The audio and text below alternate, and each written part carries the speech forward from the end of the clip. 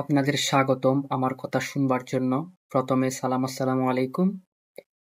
সে যখন বলে পায় সব, অমনি অরণ্যের এলোমেলো গাছের সারি বেঁধে দাঁড়িয়ে গেল। সে যখন ডাকলো ভাইয়েরা আমার, ভেঙে গেছে পাখির ডাকে, নেমে এলো পৃথিবীর ডাঙায়। ৭ কোটি জনতার হে বঙ্গজননী, রেখেছ বাঙালি করে মানুষ করেনি।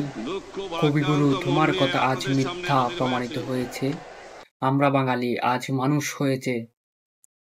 চট্টলার সেনাপতি সূর্য সেন, প্রীতিলতা, ব্যারাকপুর ব্রিটিশ শাসকের বিরুদ্ধে রুখে দাঁড়ানো মঙ্গল পাণ্ডে, বিনয় বাদন, দীনেশ থেকে শুরু করে সুভাষচন্দ্র বসু কিংবা রবি ঠাকুরের ছুঁড়ে ফেলা নোবেল কিংবা নজরুলের দ্রোহ, সব সাহসের একত্রিত উচ্চারিত একটি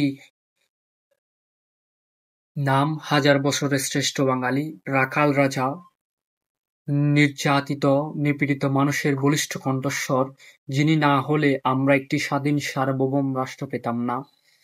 এইরকম একজন মহান পুরুষ জন্ম হয়নি বিদায় কাশ্মীর, কুর্দি, বেলুচিস্তান আজ পর্যন্ত স্বাধীনতার স্বাদ পায়নি। তারা বলতে পারে না স্বাধীনতা কি জিনিস।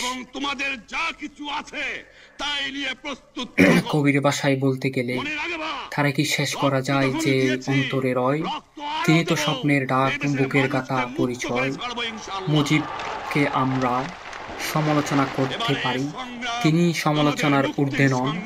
অনেক সীমাবদ্ধতা তার ছিল, কয়েক দশক ধরে বা কোটি কোটি মানুষ বাম প্রাণভরে তার সমালোচনা করেছে, কিন্তু সত্য হচ্ছে তিনি আমাদের মুক্তিযুদ্ধের মহানায়ক। বাংলাদেশের মহাস্থপতি শেখ মুজিবুর রহমান হত্যাকাণ্ড পৃথিবীর নৃশংস অভিনব হত্যাকাণ্ড। সবচেয়ে বিশাল ও ভারী যে লাশটি বাংলাদেশ নিজের বুকে কবরে বয়ে চলেছে, সেটি বঙ্গবন্ধুর লাশ। 15ই আগস্ট কালো রাত্রে নিহত বঙ্গবন্ধু শেখ মুজিবুর রহমান সহ তার পরিবারের সকল শহীদদের প্রতি রইল গভীর শ্রদ্ধা